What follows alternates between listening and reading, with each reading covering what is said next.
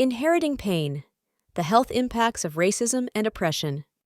The impact of racism and systemic oppression on health is profound, particularly for communities that have experienced generations of trauma. Historical injustices, such as slavery for African Americans, the Holocaust for Jews, and genocide against indigenous Native American peoples, have created deep-rooted psychological and physical consequences that can persist across generations. African Americans suffered immense trauma during slavery, which involved brutal treatment, family separations, and cultural erasure.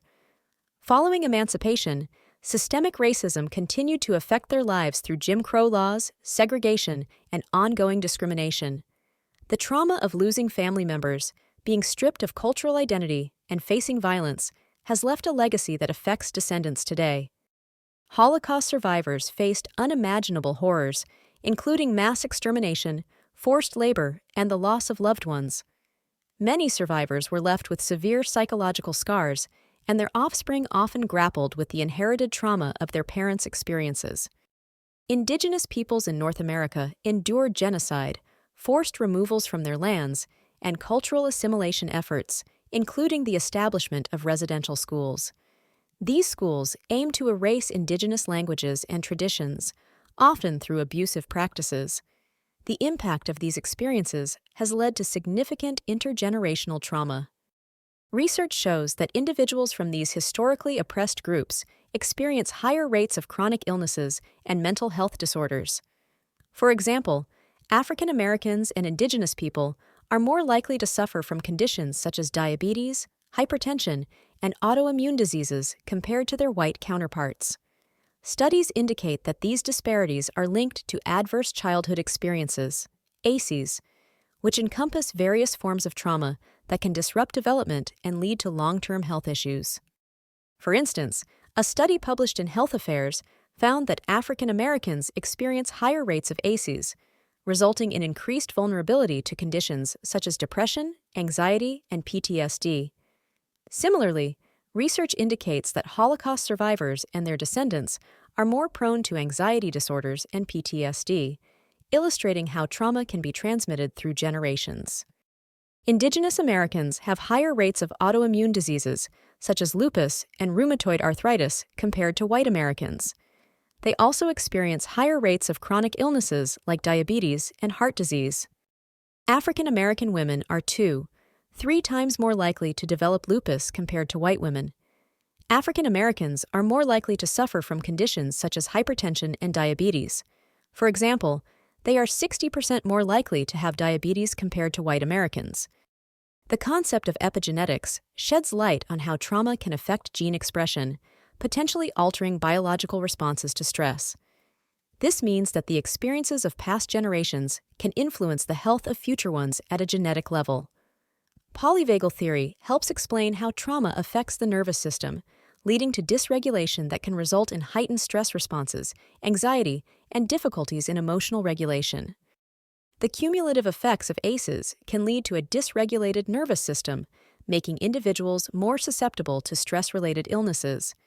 This dysregulation can manifest physically, leading to chronic pain, autoimmune disorders, and mental health issues.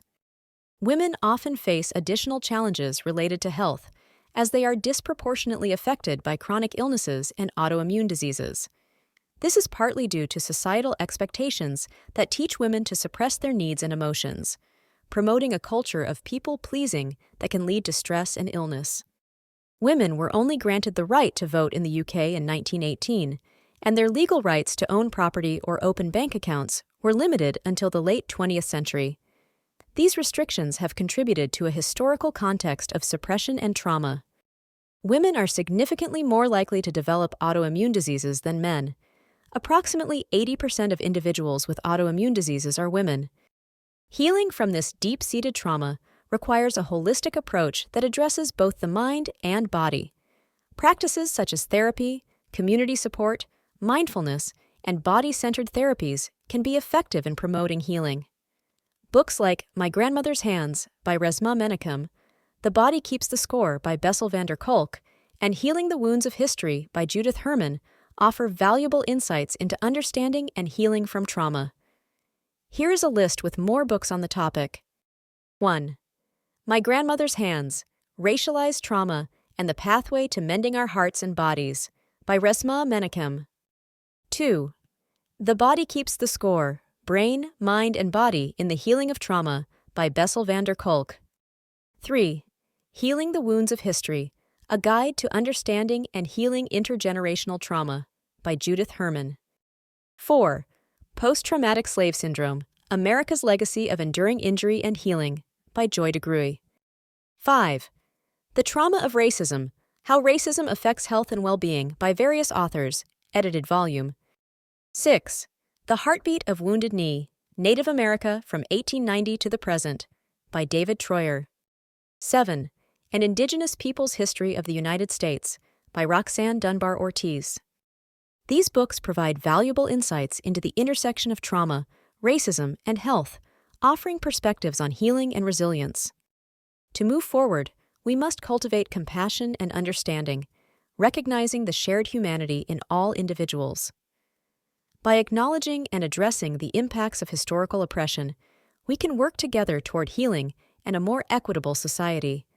It is essential to advocate for systemic changes that promote health and well-being for all, breaking the cycle of trauma and creating a future free from discrimination. By Lena Kravitz. Knowledge is Power,